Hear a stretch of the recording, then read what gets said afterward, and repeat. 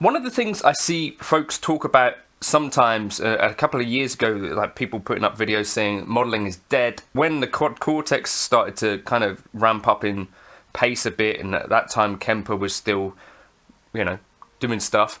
Before Tonex even came along, I think, people were, saying, I wish Line 6 would jump on this, and maybe Fractal would streamline their kind of tone match process, especially with the introduction of NAM, the Neural Amp Modeler, the freeware.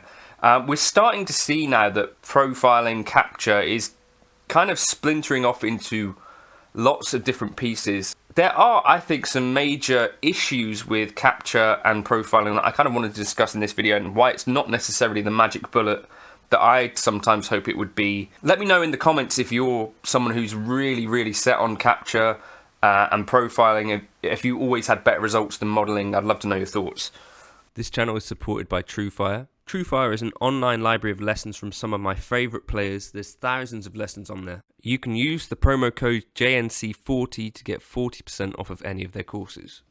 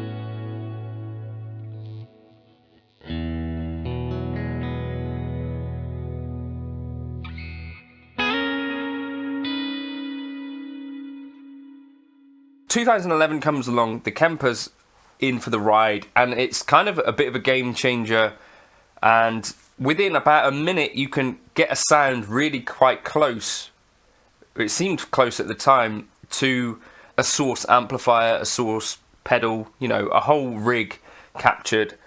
I think it was a real big thing, and it would take pretty much 7 years, I think, for someone else to come out with something that did it in a similar way with the quad cortex. Not that I have one, but the nano cortex does the same thing. The quad cortex actually takes considerably longer. I think it's about 4.5 minutes to create a capture. And I think they're in a little bit maybe more accurate in some cases. Not level matched though, which is interesting because it's kind of impossible to get pedals to sound exactly like another pedal if you don't level match them. But the experience of using profiles and captures has not really changed that much. So with the Kemper you had the rig manager and you go through and it probably doesn't load very well, and you kind of go through and click through loads and loads of rigs. They're kind of rated by gain and you can sort them by lots of things, but it's kind of just that experience of clicking through, what am I going to get? Okay, well that's what that sounds like, that's what that sounds like, that's what that sounds like.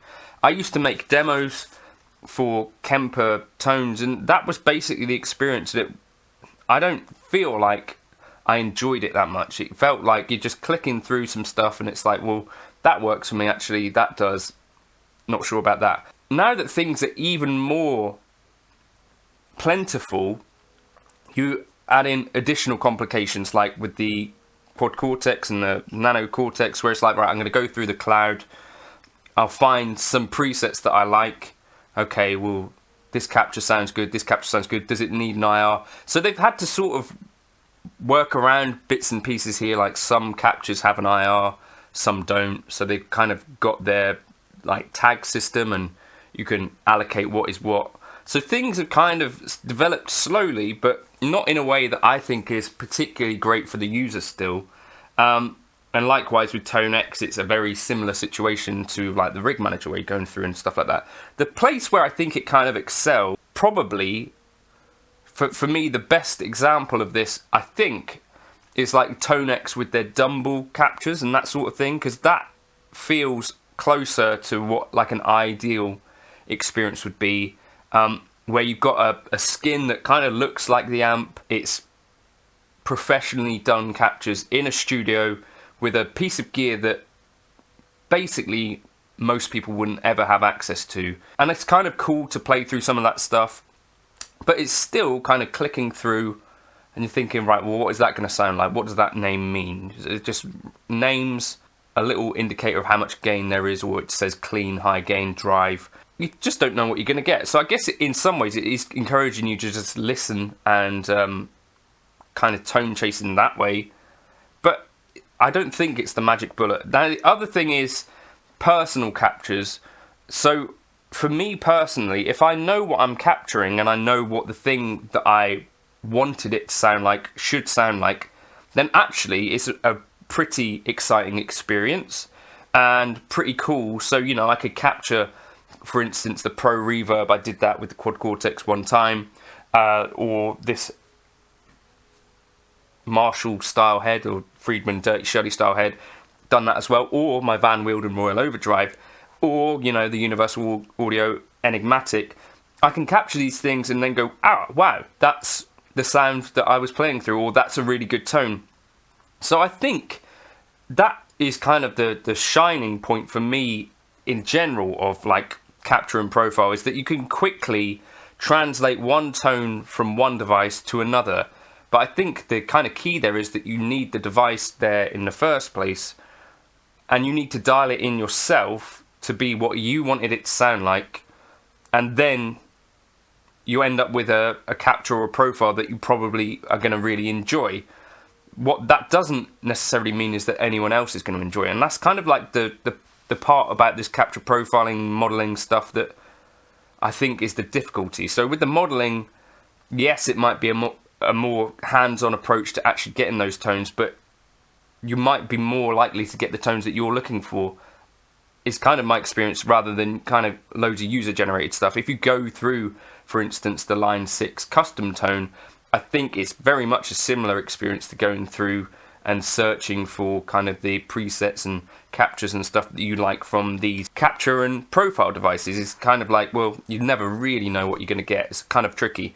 The other thing is, I was talking about this the other day, take something like this pedal, which has 6 knobs, all go from 0 to 10, and you've got various switches, to actually capture that, and assuming that you and me might have slightly different preferences for what this pedal might do, we've got different rigs, how are you possibly going to set up a decent interface for the Royal Overdrive in list format? You'd have thousands and thousands of captures. It wouldn't even be possible, really. In terms of time with IK Multimedia, it would take too long. So from that point of view, modeling really is a better way to organize these things, because you can just do a skeuomorphic design or not, or you can just do a slider design or whatever the design of the UI is going to be. But it also solves the problem of organizing a list of 1,000 combinations. So that for me is why modeling is still, I think, going to maintain super relevance, because this stuff, whilst it does solve some problems and solves them very quickly, doesn't really solve for complex problems, in my opinion. Let me know your thoughts in the comments. Was that just a ramble of bollocks? Almost certainly yes. I'll catch you in another video soon.